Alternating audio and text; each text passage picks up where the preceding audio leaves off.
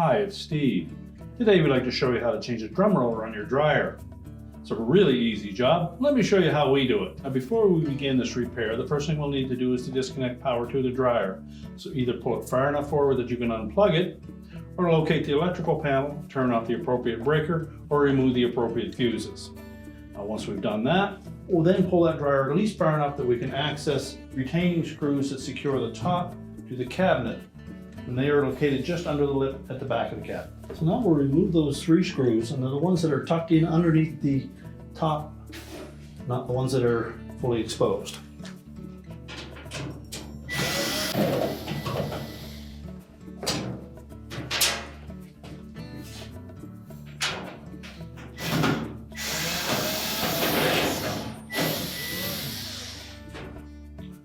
Now with the screws removed, we're just going to pull that main top back towards us. Pull it back about 1/2 or 3/4 of an inch from the control panel, and you should be able to lift it off. There are 4 plastic mounts attached to the top of the cabinet that will line up with 4 hooks on the main top. Once we have the top off, we'll set it aside.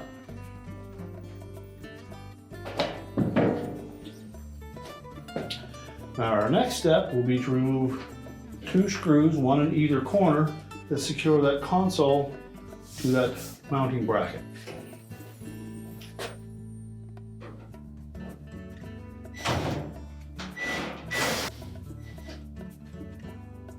Now next we need to disengage these tabs that are attached to the control panel, and they hook over that metal support bracket across the front. So we're just going to lift up on that control panel while pulling towards us.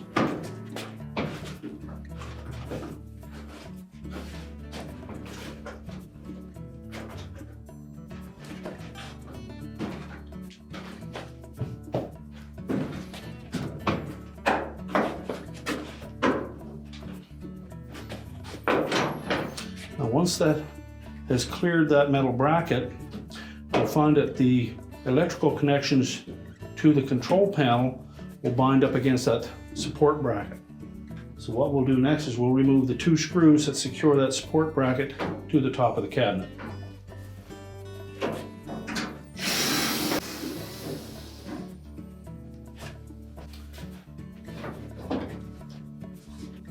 Now once we've got that control panel free of that metal bracket, you may find that you're able to tilt it far enough forward while lifting up on it to disengage it from the front panel. More often than not, you'll find that these 2 electrical connections prevent you from lifting it up high enough. So you may wish to disconnect those 2 first, and they're on there fairly snug. So it's best to use a pair of pliers. Take note that there is a locking tab for each of them. So we're going to compress that locking tab just by pulling upwards on it, and using our pliers, we'll pull that connector back at the same time.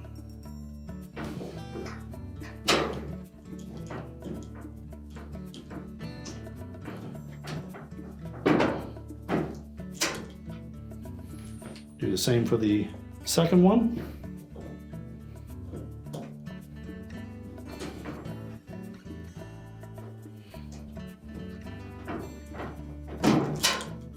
Now once you've disconnected those 2 harnesses, you should then be able to tilt that panel up and away.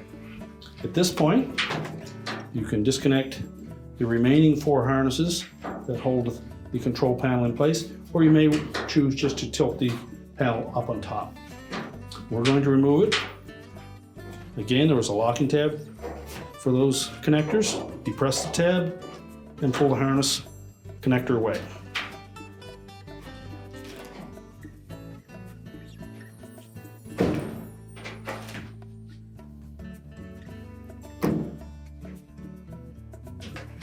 And always remember to pull on the harness connector itself and not the wires.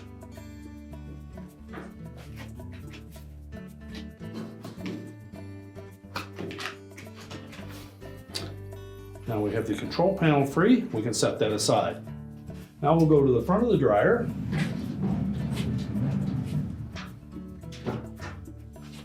Our next step will be to open the door up And we're going to remove 2 screws that are down in the lint filter area first.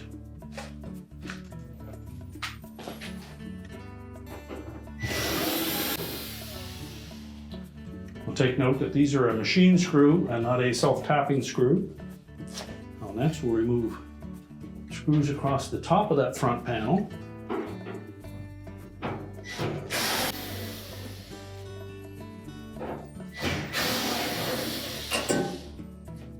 And just support that panel and door as you remove the last screw.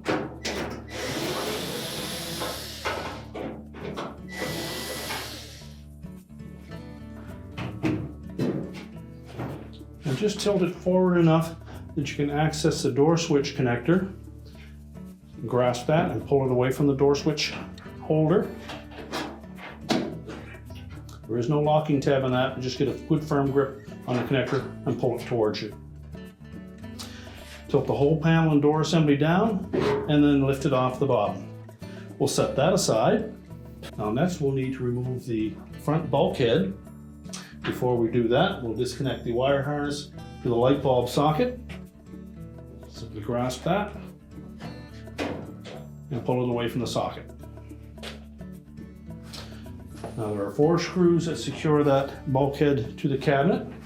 We'll remove those next.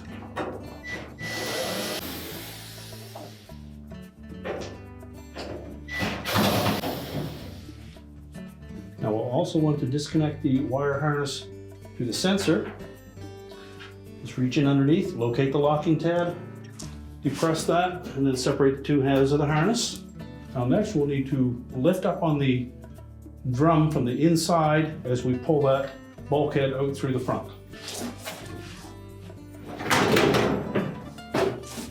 By lifting it up, we disengage the front rollers from the front edge of that drum. Now if we're just changing one of the front rollers, all we need to do is remove the tri-ring that holds the roller in place.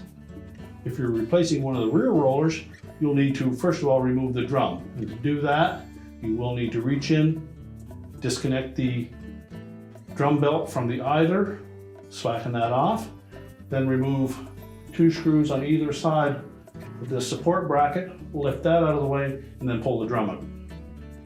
Now to remove that tri-ring, we'll take a flat blade screwdriver and we're just going to pull that out far enough to pull it out of the detent in that drum roller shaft.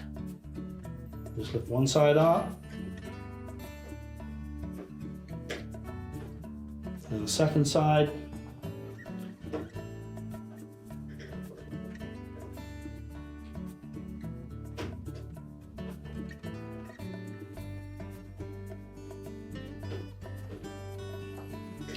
Now these can sometimes get fairly brittle because we're in a pretty hot environment. So it may be in your best interest to order spare ones of those when you order a drum roller in case you damage one.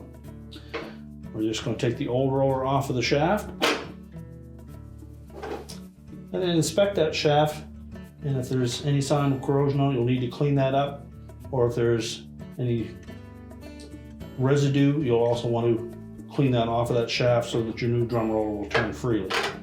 Once we've cleaned that shaft up, we'll put our new drum roller in place, make sure it turns freely. And it's also a good idea at this point to add a little bit of lubrication to that shaft. Just a few drops of a machine oil will do nicely.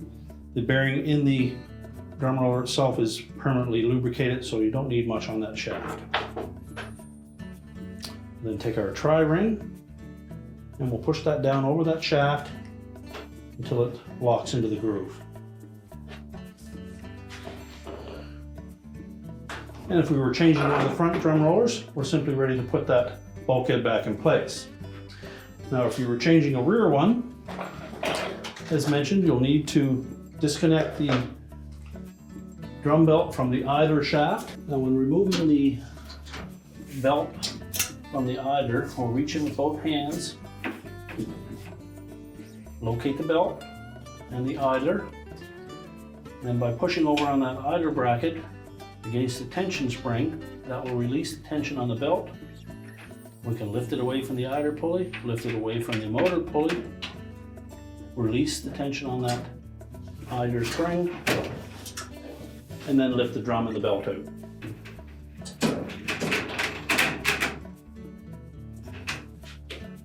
Next, we'll remove the screws for this front bracket, and then we'll pull the drum out of the way. So just remove the 2 screws in the front and the 2 on the top.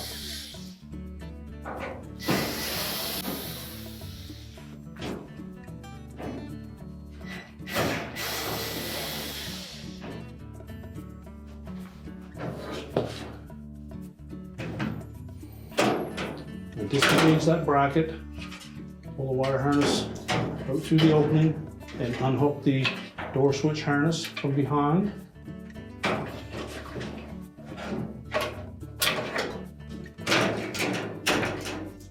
And then just set that bracket and the screws aside. Now at this point, you should be able to take that belt and we'll lift up the drum, lift it off of the rear drum rollers, pull it forward, right through the opening, and just set that aside. Now that gives us access to both the rear drum rollers, and we would replace those in the same manner that we do the front ones. Now we're ready to put the drum back in. So we'll begin by just lining up that belt just back of the center point. The screw in the center is the center point of that drum, and the belt will lie just about an inch back of that. So we'll start by lining the belt up roughly in that position. We'll use it to support the weight of the drum.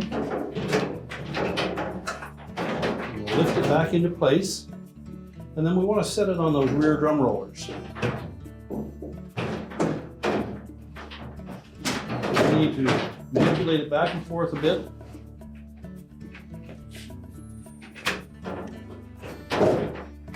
And you'll feel it when it drops into place. Again, we'll pull that belt roughly into the position that it should be in. Then we'll reach in with both hands and we'll reconnect it to the idler pulley and the motor.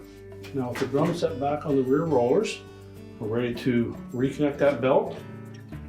So line it up on the drum roughly where it would have been before. You'll see a mark on the exterior of the drum to help you line that up.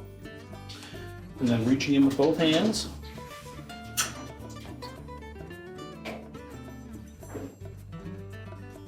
Take the belt. We're going to wrap it over top of that idler. Pull the idler to the left. And then hook that belt around the motor pulley.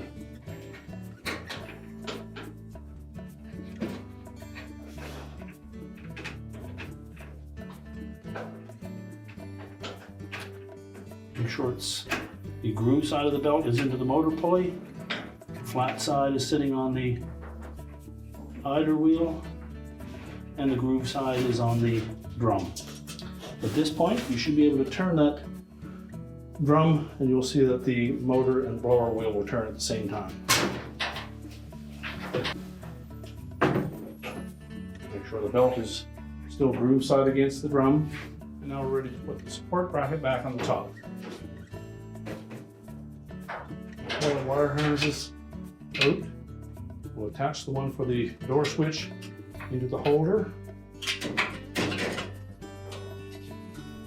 And then line that bracket up with the screw holes on the top of the cabinet. And you note that there's a hook on either side that will fit into a slotted opening on the front of that panel.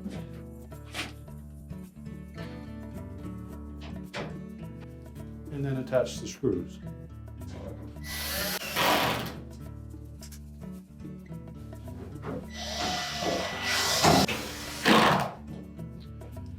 Make sure the screws that you put in the front are roughly in about the center of that bracket.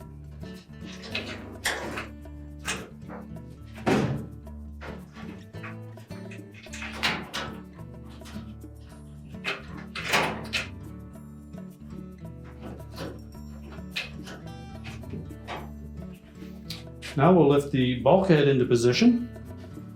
And we need to make sure that we get the lower edge of that housing in behind the lip on that bottom of the cabinet. Now to do that, we're going to tuck the top of that bulkhead in first.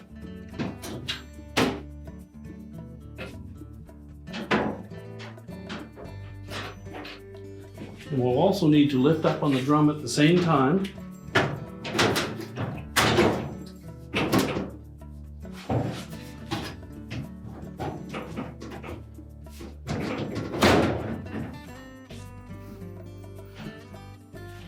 Make sure that housing is inside the cabinet. Then locate the front of the drum, make sure it's sitting on top of those drum rollers. And then we'll lift up on that bulkhead and reattach the 4 hooks into the T-slots on the cabinet.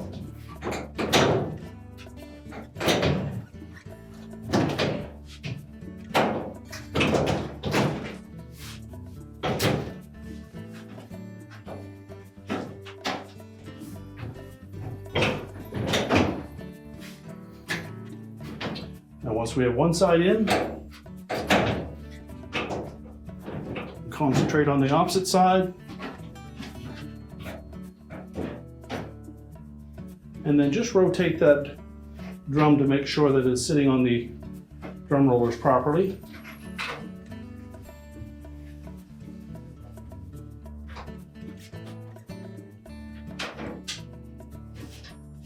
We'll then reattach the 4 retaining screws.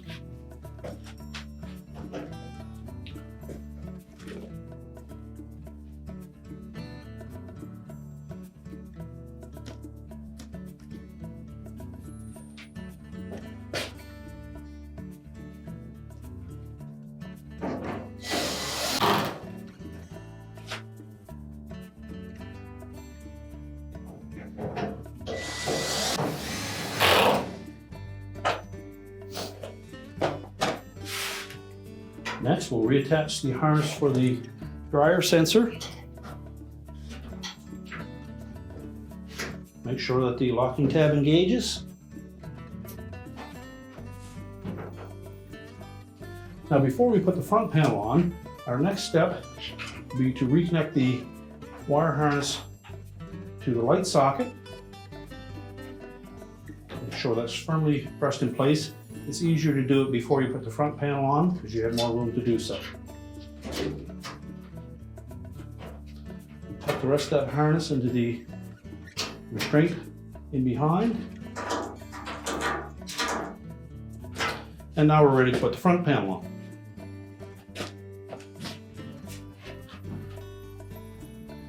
Now when installing the front panel, we want to make sure that we line up those 2 slotted openings on the bottom with the 2 tabs that are attached to the base at the front. Make sure it sits evenly on those and is all the way pushed down. We'll tilt it forward enough that we can reconnect the harness to the door switch.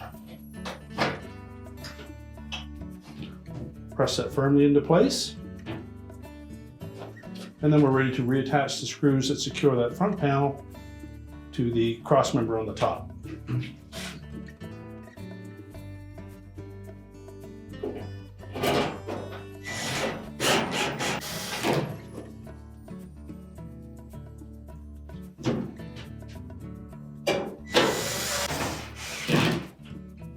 Tighten those both securely.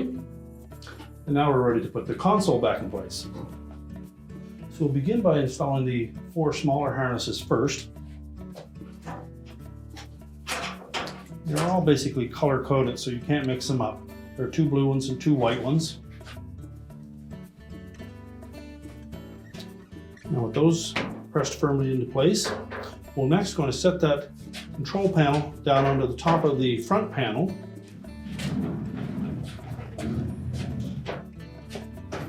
We want to line up these 4 tabs with the openings in the top of the front panel. So center it side by side. Press it firmly down onto the front panel. At the same time tilting it back up against the support bracket on the front. Now we'll reattach the 2 large wire harness connectors to the relays. Again, these are color coded. We're simply going to press them into place, push them in firmly until the locking tabs engage.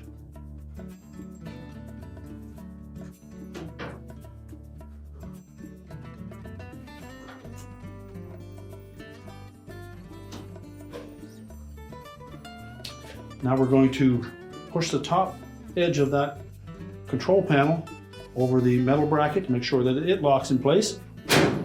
And then install the 2 retaining screws on each end.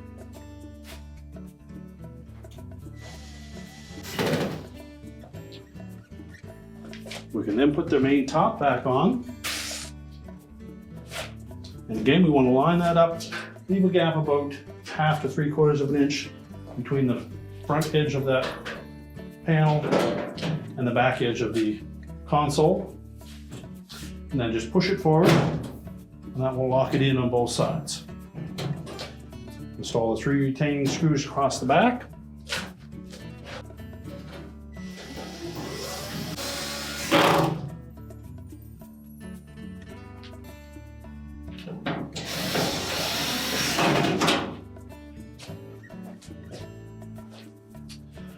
Now we'll go back to the front of the dryer.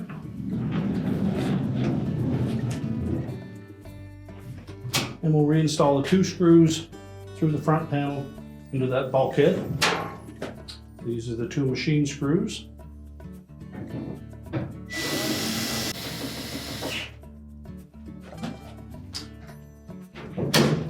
Now we're ready to push the dryer back into place, reconnect the vent if you've disconnected it. We're ready to reconnect the power, and your repair is complete.